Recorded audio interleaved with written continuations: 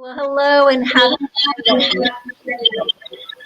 You are in the right place. This is Welcome to the Table. These are conversations for women who are leading people, projects, and progress. And we are just thankful that you've come today in the middle of your Monday.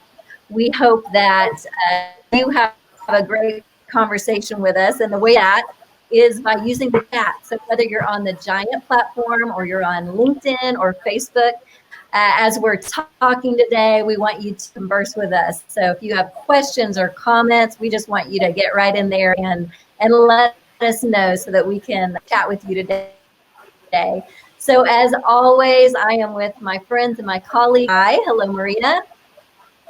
Hello. Amy Norton is here. Hello, Amy. Hello, good to see you. Jessica. Hi. Then Dr. Jessica Rimmer. Hi, Jessica. Hey, guys. So glad you're here. Haha. Glad you guys are here. It is the week after Thanksgiving. I hope you had a great one. I sure did. And so, Maria, would you just start us off with our time together? Just something fun.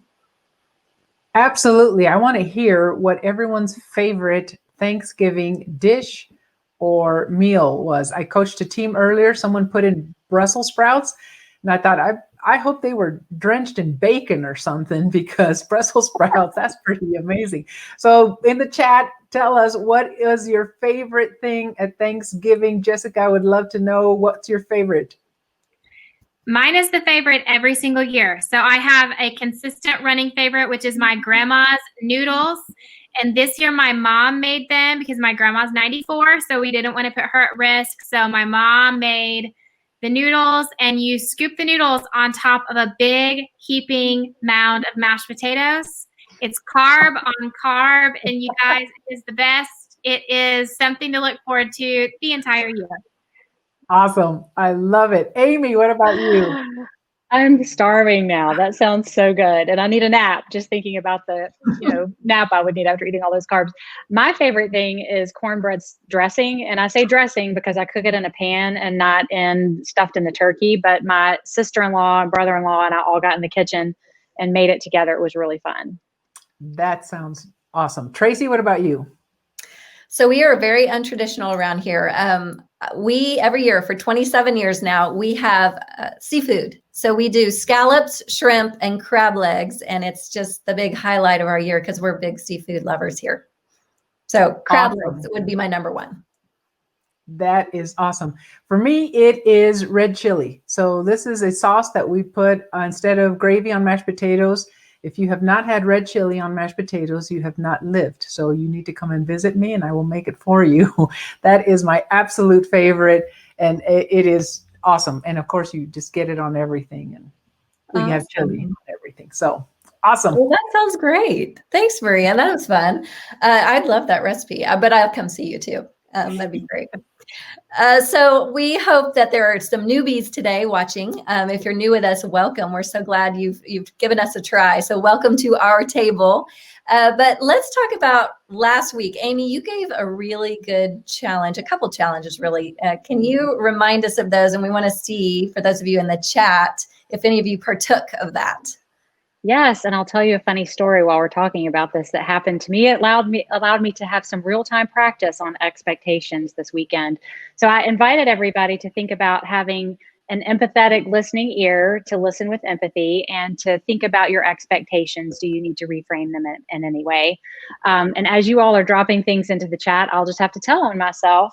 So we went to see family, of course, and our adult son, who is living in Austin now. And we had some significant travel delays and missed a whole day practically of our visit with him, having to get diverted in bad weather and turbulence that was so bad that a child behind me vomited. And we had to land and have the hazmat team. And I really was not in a happy place because Mama Bear wanted to see Baby Bear. And I was stuck on the tarmac in Houston, Texas for hours I just can't even tell you the scene. So my normally polite, nice, kind, caring person, my husband and daughter were in each ear saying, and we're grateful that we're together and we're healthy. And that was vomit, not from COVID, but from turbulence. So I had a really hard time. I don't know. Sorry, that's probably too much information, but I'm still recovering. I had to reframe those expectations, though.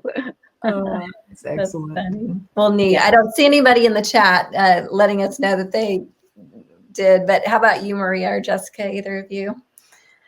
I had both my kids here. It was just the four of us for Thanksgiving. And we just had a lot of conversations. And, you know, I think when I wanted to just zone out and get on social media or watch or see, you know, what's going on, I just paused. And, you know, I thought, gosh, we just have so little time together, and was really intentional about just listening and enjoying.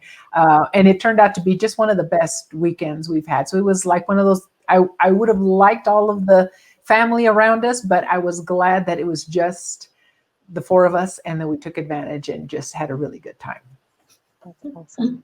Neat. Well, Heather Fox in the chat, she's saying, I completed both challenges. It was rewarding. I reframed my expectation around keeping my house clean. It's okay not to be perfect. I took that away from last week too. She said, my husband appreciated it. That's awesome. That's Way great. to go. That's really awesome. neat. Well, let's dig into today. Jessica, will you let us know what's our topic today? Awesome. Well, I'm really looking forward to this topic because I think it's hard. This topic is hard. We're talking about giving and receiving feedback. So feedback really quickly is just helpful information about what is it like on the other side of me. And the reason I'm looking forward to having this conversation with each person on this call is that we all have different voices. And I think that greatly frames the degree to which we're able to effectively give feedback and receive feedback. So we're talking about it because it's hard and because you can be intimidated to give feedback. Right? I remember as a supervisor, kind of like having to psych myself up a little bit and go, you can do this. You know, getting into the liberator mindset was an important intentional action for me, but I had to do it every single time because I had questions about giving feedback. Is this going to demotivate my team? Are they going to like me after I give them this feedback? And it didn't matter how many Harvard Business Review articles I read about how empowering feedback was, it still was intimidating. Likewise, I think about when I had to receive my performance evaluations or when I had to receive feedback about my performance from my supervisor. It always did sting a little bit, even though I was grateful. So giving and receiving feedback is our topic for today. And so when I think about that, I really, I would love to hear from Maria and Amy about your experience. But when I think about it, I have positive experiences with giving and receiving feedback, negative experiences. And so I think it's one of those things, it's part art, part science. I would love, Maria, to know what you think about giving and receiving feedback and its importance, and what are your reflections there?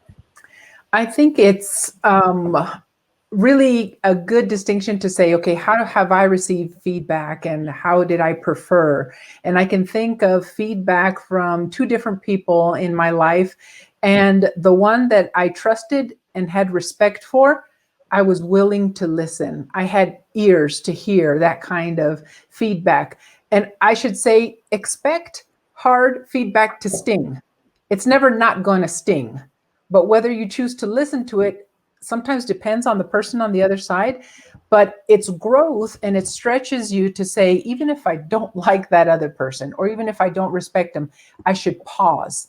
I should pause and just say, is there any truth to what they are saying? But I think the respect and trust has a lot to do, because if, you know, I think I've seen something, if you wouldn't go to this person for advice, why would you listen to their critique about you, right? So it makes me think, am I someone who people respect and trust? Because when it's time to give feedback, it's either going to land well or it's not. So from the people that I didn't have a lot of trust or respect with, there was probably truth into it, but I'm telling you, I just had a hard time receiving that feedback. So I guess my lesson here is, am I someone who is trustworthy and is respected, so that when I give that feedback, it'll land in a good place. Amy, how about you?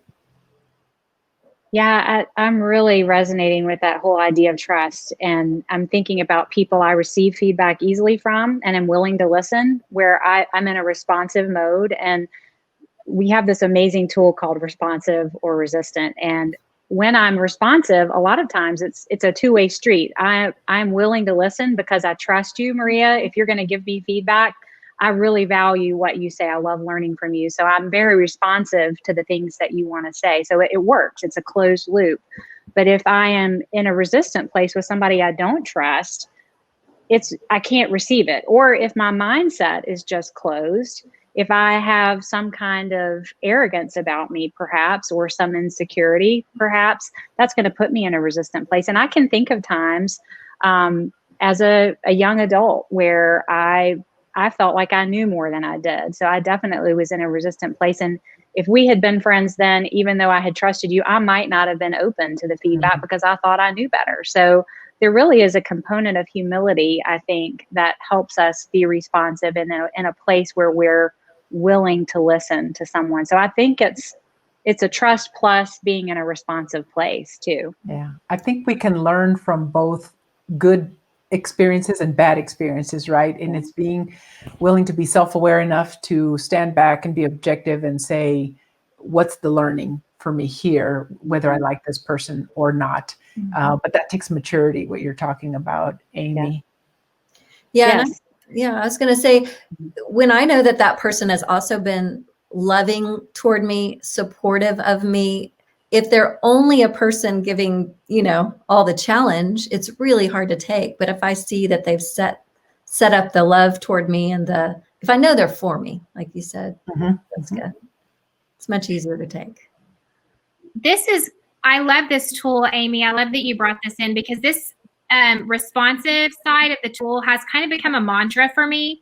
And because I think sometimes we have to remember, we have to fight for our mindset. When we're walking into conversations and maybe we know that it's going to be a situation where we're getting negative feedback or what may be constructive criticism, but it's going to sting, as Maria said. Sometimes I have to remind myself to be responsive, right? Like humble, confident, secure. I will say that to myself in my head. Okay, walk in, humble, confident, secure. Because if I am going to verge over to the other side of this line, it doesn't matter how loving that other person is being. It doesn't matter how much of a liberator they're trying to be for me. If I'm not fighting for my own mindset in that, I can't receive feedback because I'm building that wall of self-preservation between us. And it distorts their feedback. So I think when it comes to receiving feedback, this is our responsibility, right? This one, being secure, being confident, being humble is our responsibility when we enter into those tough places where we're needing to receive feedback. And I think sometimes I was just visiting with a group of leaders earlier this morning. I was talking about the difference between a call up and a call out. And I was sharing with them, it's really important that we actually say out loud, hey, I'm for you. That we don't just presume that people know because of our past relationship with them that they understand that I'm really trying to call you up. So I'm going to present a challenge that may sting a little. But I want you to know I'm calling you up to something because I believe this is who you already are. I see you as completely capable of meeting this challenge. And so I think, when I'm giving feedback, making sure that I'm explicit that this is a call up, not a call out. What do you guys think about the difference between call up versus call out when it comes to feedback? I think really what you're talking about, Jessica, is so important. This idea of using this language. Remember, if you want to change the culture, you have to use the same language. And so I think I've had so many clients give me positive stories of, I used the language and I said, I'm for you, right?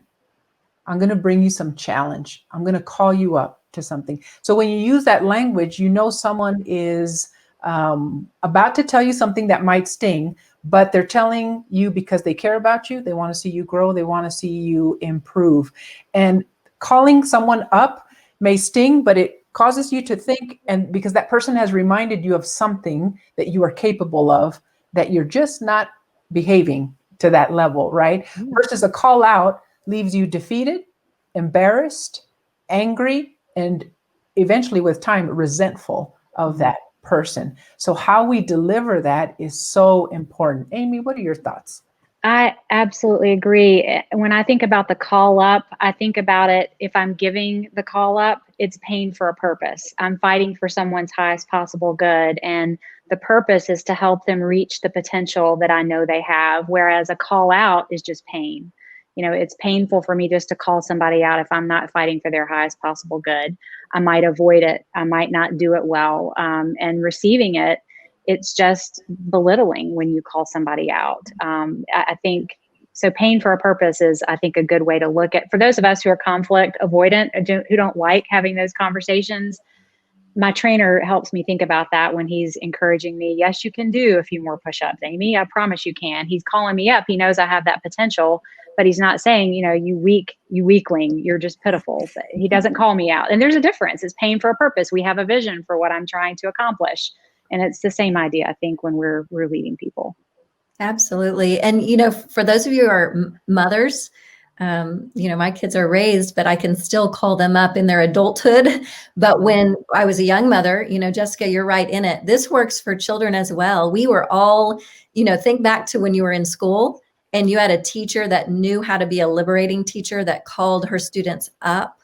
But we've all been part of a classroom where maybe there was a teacher that called out someone and shamed them. And it's just it's a yucky feeling, right? And so if you are a mama with young children, use this tool as well. It's perfect. Mm-hmm.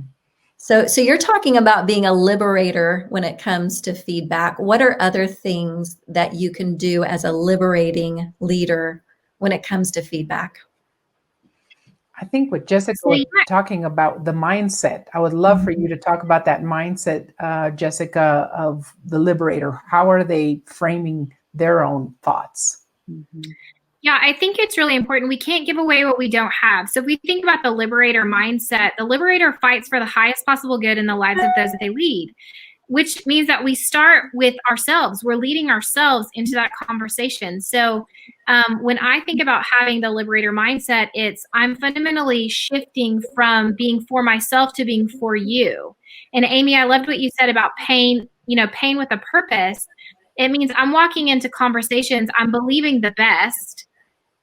I'm not referencing what I would do, how I would do it, right? Like I'm looking to call your leadership skills up to the next level, and bringing you the appropriate amount of challenge and support to get you there, right? That I'm your Sherpa.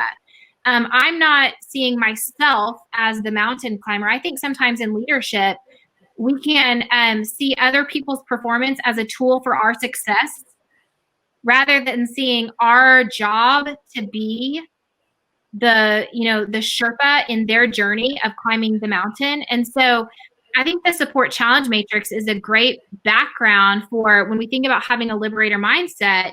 We're really trying to go, what does it look like for me to be in that far top right quadrant where I'm creating a culture of empowerment and opportunity and people are experiencing liberation, which means that I am bringing them challenge, but I'm also bringing them support. I'm saying out loud, I believe in you. I'm resourcing. I'm training them. Amy, what are your thoughts about the support challenge matrix and giving and receiving feedback? I'm remembering a specific example years ago. Before I had the benefit of this wonderful language, I had to do a performance review with someone I was managing. And she was a pioneer, I think, and I'm a nurturer. And I came at it from you're such a wonderful human being place. Everything's great. And at a certain point, she just said, Amy, you don't have to sugarcoat it. Just get to the straight truth. Because we all knew there were things we needed to work on. She needed to work on to be better. And I think back to that conversation, knowing that I was being a protector. That's my natural bent. And she was not able to flourish without some hard challenge. So I was actually not doing her any favors, not coming at her more directly. She felt completely supported. She needed me to be really direct. So I think being able to integrate what we know about ourselves is really important as we're giving that feedback. So I have to practice being direct, and especially considering the person on the other side. Jessica, for you, if I need to give you feedback, I need to just get straight to the matter, because we've got the respect, we trust each other. And if I beat around the bush, it's going to feel something mistrustful for you. So I think that's a really important part of considering the giving of the feedback, is not only doing it in a way that you're fighting for that highest possible good of the other person, but remembering how they need to receive it. And I think that that's an important basis for conversation. I'll just tell you what it feels like for me when people beat around the bush, just to give a little bit more specifics. And Maria, you can speak into this as well, but it feels like you don't respect me. If you're not just bringing the challenge straight to me, it feels like you think I can't handle the challenge. And typically, if I can like feel the sting, then my next step is going to be like, oh, okay. So then, and I might have a question that clarifies it, that probably it like could feel a little bit like, wow, I never would have told you that much information. But for me, once I am able to kind of like scale the feedback with a little bit more detail, that helps me understand how to move and how to change. But if you're dancing around it, I think, oh my gosh, you think that I'm weak, right? That's what it feels like to me. And so to your point, like challenge and support is specific to whoever is on the other side of you. Maria, what would you say? I think that's great. And I think one way to frame that kind of feedback is to say, you're doing a great job here, make it short, don't belabor it, and then say, but the next level for you is this, right? You reframe that next level, because there's nothing more that we enjoy, some of us, is a challenge. Oh, you've just declared something that I'm not there yet. And so now I can work towards and climb towards that thing. And that is actually empowering, to be told you're doing great here, but there's somewhere else that you need to go. And so that can be very helpful, the language that you use and how you frame that conversation. I have one client, he's very conflict avoidant. He doesn't like, but what he has found, the strategy is he writes down what he wants to say. And he will approach people, pioneers, people that have a stronger voice, and he'll say, let me read what I've written here. Don't interrupt me. Let me finish, and then we'll have a conversation afterwards. Because if I don't read it, I may chicken out and I won't tell you what I really think.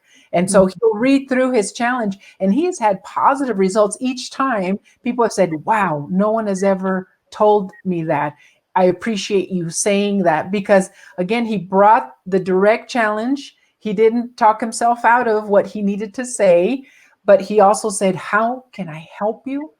I want to see you grow. I think you're good for the company, but your next level is this. And so it can be whatever strategy you use.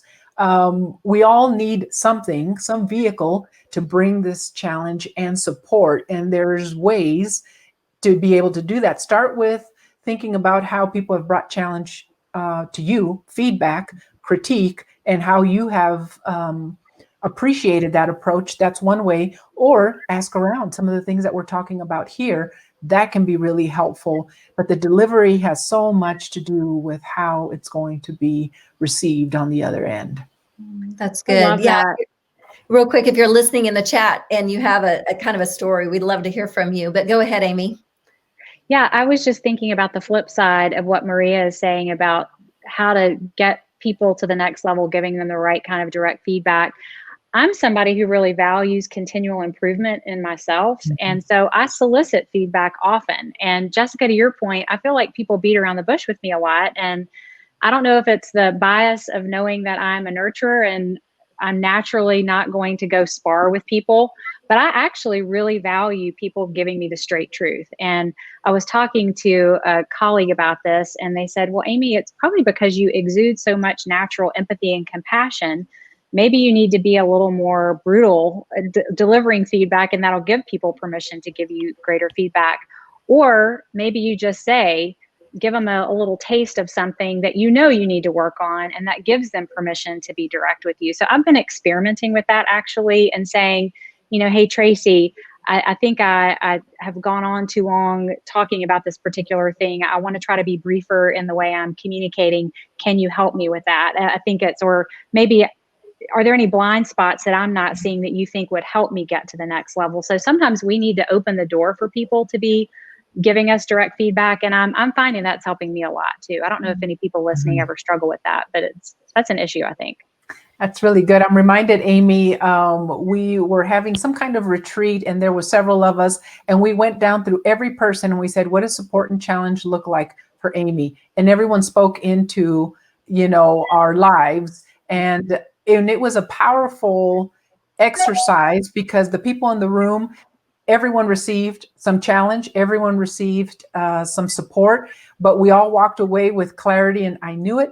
No one's ever said it, but I'm glad someone said it. I suspected, but I appreciate the honesty and the clarity. If your group, if your team, if your family is a safe place, that might be one way to get, those barriers of, oh my gosh, am I going to hurt their feelings down when everyone else is receiving that challenge and that support? Because it can be a powerful experience to receive that kind of honesty in a safe place. Totally. One of the things I used to ask for from my direct reports in performance evaluation season is if there's one thing I could focus on that would make the most difference for you. So it's that, what's it like on the other side of me? There's one thing I could focus on. What would you tell me? And I think that that's important, is like narrowing it down. I think sometimes feedback, hey, do you have any feedback for me, is so broad. But if you can say, if there's one thing you would want me to change or focus on or do differently, what would you tell me? Sometimes that helps people. And then for those introverted processors, giving them that question ahead of time. Hey, at our one-on-one on Thursday, I would really like for you to tell me one thing that I could do differently that would really help you. That is really a great question to ask and to have time, because the one thing is going to pop into their mind almost immediately, but they want to think about, how do I say this in a way, because you are my boss, but you're open to it. And when you set that example, you're creating culture, because culture is what it feels like to be in your home, in your team, in your company, right? And when it feels safe to share some of these things, I'm telling you, it changes. It's a game changer for the communication, the collaboration, everything, the trust inside the team. Things get done faster. It can just be a powerful thing. If you don't have that, it's going to take a lot of intentionality to create. And I'd say, if you're not the boss, if you're the individual contributor or team member, begin with a coworker. Don't think that because I'm not leading this company, I'm not leading this team or this division, I can't make an impact. You absolutely can. You create a culture within yourself first, and then the people that are immediately around you. But I've seen people do that. I've seen people impact the culture just because of who they are and how they treat other people. It's amazing. Yeah, great point. There's Andrea in the chat says, timing is important too. Don't sleep too long on it, because then it feels like an attack on the receiving end. Really good. Oh my goodness. Andrea. So good. We do have a question coming in. I'm not sure if it's Shaylin or Shalyn, but it's, what if you're getting feedback that you don't agree with? You've been introspective and you don't agree with it. Very, very interesting question here. What do y'all think? I'll jump in. Shaylin, I think the posture is curiosity. So if somebody gives you feedback that you don't agree with, the first thing you need to do is lean in and say, tell me more. That is a really interesting thing you're sharing with me, and I always want to learn and grow. Can you tell me why you feel that way? Can you tell me where you've seen that behavior go the wrong way? I would really love to know more. I would value knowing why you feel that way. I think curiosity is the very, very best thing. Jessica, what would you add to that? Yeah, curiosity is key. I love the word curiosity, because I think that in it even saying the word or imagining the concept makes me feel more open. Yeah. And I think that sometimes we have to open it up. I'll tell you what I do is I will hold it in two hands, right? I'll hold what I think and I'll hold what they think in two hands and hold the tension. Because oftentimes, if I don't agree with it, it's because I haven't seen it yet, or I haven't seen it yet that way. And critical thinking is really the ability to hold two perspectives in tension. And so for me to be able to think critically about my own performance means that I maybe hold on to it until I can understand where they're coming from. It doesn't mean that I have to adopt their perspective of me. That's good, Jessica. I absolutely can come to see where their perspective can help me change and improve, and maybe at least be more effective with people who share their perspective. Mm-hmm. An example of empathy. That's actually what you're talking about. You're not listening to agree, you're listening to understand their perspective. And that is at the heart of emotionally intelligent, liberating leadership types of relationships. That's excellent. And I think staying open, like you said, I'm thinking of a client who had received some feedback that he did not agree with. So he said, well, give me 3 examples, to his boss. And well, who are they? Well, I'm going to go talk to them. And it was not a responsive attitude at all, right? It was, the intent was, I'm going to go prove you wrong. Give me the 3 examples so I can go talk to these people and then tell you all the reasons why. That person really lacks self-awareness. When you find that you are self-aware, you're going to find that there's less of a need to defend yourself and make excuses and justify your behavior. But self-awareness says there may be something true about what you're saying. I love what you said, Jessica, holding those 2 perspectives in tension and being curious until you can get to that point where you can say, I agree, we agree to disagree, or I think you're right. I think there's something there. I need to really think about this and have some time to reflect, which is okay. You're not going to receive feedback and in the next 10 minutes say, absolutely right, I'm not going to do that anymore. Sometimes it's going to take you months or years to just really hang on to what it is that you're doing and how you can make some positive changes. And if you are not using Giant, I'm telling you, Giant helps you confront, and it gives you the tools to begin to take steps in the right direction. So right, Maria. I agree. Just the Giant tools, just the 60 or so tools that we use. There's several in here that are right on that we've already covered. But yeah, just that responsive resistant tool is gets right to the heart. It says, I will be responsive in this situation. So great point and great question, Shalyn. Also in the chat, a couple people were asking again, what's that question that Jessica said? So if there's one thing that I could do differently that would most help, if there is one thing that I could do differently that would most help you, what would it be? And then Sam, the brave male that's on our conversation today. Thank you, Sam, for joining us. He says, that reminds me of a similar question. What should I start, stop, and continue doing for you? That's a fabulous question as well. Well, I hate it. I hate that our time together, half hour, goes so quickly. Let's wrap it up, ladies. Anything that you're like, really wanted to say this before we quit today? I have to give credit to Sam for joining us and also for the strategy, Sam's strategy to write things down before he brings challenge. So I want to give credit to him for doing that. Thanks, Sam, for being here. Yeah, thanks, Sam. That's awesome. I'm loving the start, stop, continue. That is brilliant. Really brilliant. Yeah, Thank you. Agree. All right, Maria, do you have a challenge for us for this week in regards to this topic? I think it's time to reflect on stinging feedback that you have received and take an objective view of what was said and consider and be curious about that. Maybe that was a boss 10 years ago, maybe it was, but share it with one person that you trust. What do you think? Help me process this feedback. Go back and think about some feedback that maybe you didn't have the best response towards. Because we're talking about this is the right way to do it. This is a healthy way to do it. But I tell you, I haven't done it well. So I think I'm going to take some time to reflect. Where did I receive some feedback that I was not in a good place to accept, and re-examine that? So I encourage you guys to do that and share it with someone that you trust. That's awesome. Thank you so much, ladies. Once again, great conversations with you all. Thank you to those of you who are joining on LinkedIn and Facebook and the Giant platform. If you're on and you don't have a free account yet with Giant, it really is free. Just go to giant.tv. If you know this beautiful woman, Amy Norton, you can put a / on the end and then her name, if you know her, and that will kind of connect you to her as your Giant expert. If you know Maria, same thing.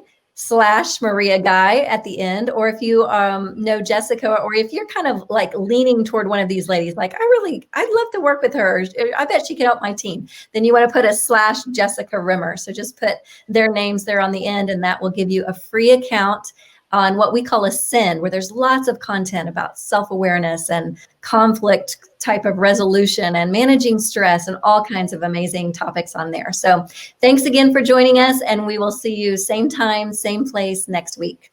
Thanks, everybody. Thanks, everyone.